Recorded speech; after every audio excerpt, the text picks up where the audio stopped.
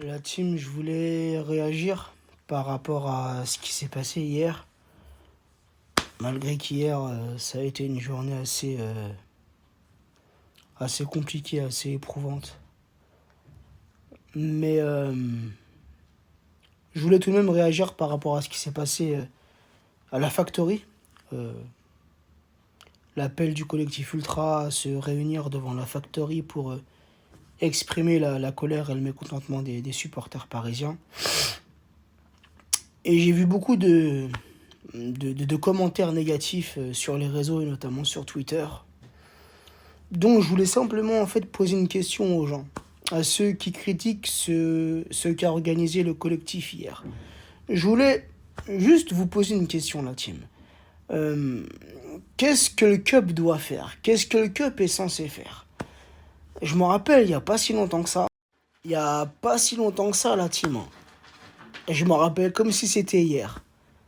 Quand les supporters du Paris Saint-Germain commençaient à en avoir marre, commençaient à se rebeller, notamment sur Twitter, mais pas que, sur les autres réseaux sociaux aussi. Et beaucoup ont critiqué le collectif Ultra Paris, en lançant des phrases du genre mais qu'est-ce que le CUP attend pour réagir? Ça commence à bien faire, les joueurs nous prennent pour des cons. Tu vois ce discours. Hier, le CUP réagit. Le CUP donne un rendez-vous à la Factory, justement pour ce qui se passe au club. Pour le mécontentement, ce coup de gueule, pour que ça fasse bouger les choses, pardon.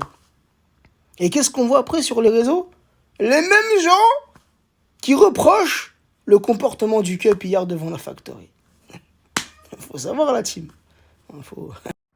Quand le CUP ne réagit pas ou met du temps à réagir, vous les critiquez. Et quand le CUP prend l'initiative de réagir, d'exprimer le mécontentement des supporters, vous les critiquez. Alors j'adhère pas forcément à tout ce qui s'est passé hier devant la Factory, notamment l'insulte envers les maires. Et ça j'ai déjà dit, tu vois, c'est quelque chose que ça, même si, t'as vu, je pense qu'on a une grosse colère envers Messi, envers Galtier, envers même Neymar, puisqu'il y a certaines personnes qui ont fait le déplacement hier jusqu'au domicile de Neymar. Mais tu vois, c'est des joueurs, ça. C'est des joueurs qu'on a fait venir au Paris Saint-Germain avec un objectif bien précis. Nous faire passer un cap pour aller le plus loin possible en Ligue des Champions. Et au final, en Ligue des Champions, on stagne ou voire on régresse. Tu vois, donc il n'y a aucune amélioration. Aucune amélioration. Alors c'est vrai que je prends le cas de Messi et de Neymar puisqu'on parle de ces joueurs-là et que c'est ces joueurs-là qui étaient visés hier. C'est vrai qu'ils ont fait des premiers mois très très bons. Je parle des premiers mois, rappelez-vous, de août jusqu'à la Coupe du Monde.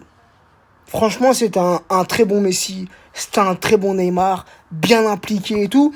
Mais tu vois, on avait un petit... on va pas se mentir, on avait tous ce petit doute. Tu vois, ils sont là, ils sont frais, ils se mettent dans de bonnes conditions. Il y a la Ligue des Champions, il y a la Coupe du Monde, frérot.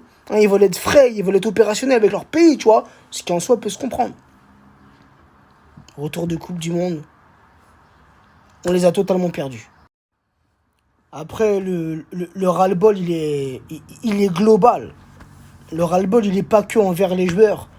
Bien évidemment que les joueurs vont peut-être être un peu plus visés puisque c'est eux qu'on voit sur le terrain. C'est eux qui sont censés courir, c'est eux qui sont censés nous ramener les 3 points, qui sont censés nous proposer du jeu, qui sont censés aller chercher la victoire, qui sont censés nous faire remporter des trophées. Tu vois, donc bien évidemment que ça va être les premiers visés. T'as l'entraîneur et t'as la direction. T'as tout ce qui se passe en interne dans le club, la gestion du club.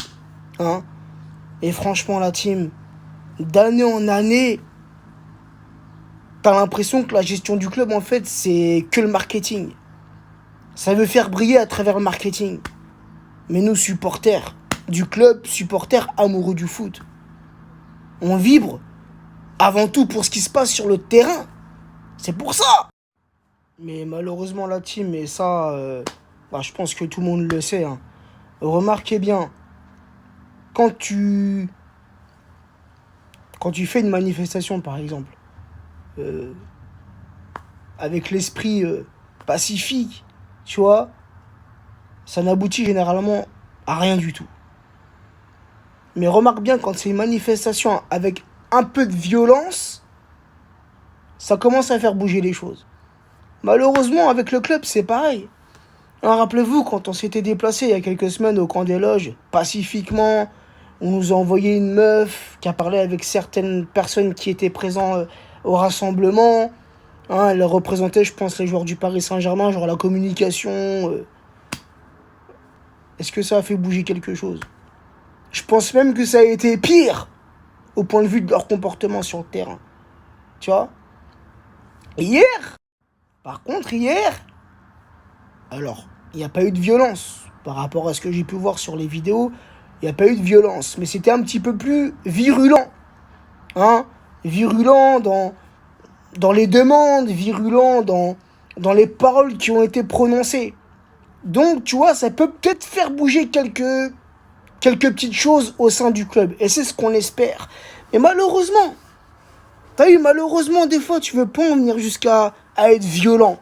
Mais parfois, tu as l'impression qu'avec la violence, malheureusement, encore une fois, ça fait bouger les choses. Que quand tu t'exprimes ou quand tu te manifestes de façon pacifique, on te prend pour un con, quoi. On en a rien à foutre. C'est triste, mais c'est une réalité.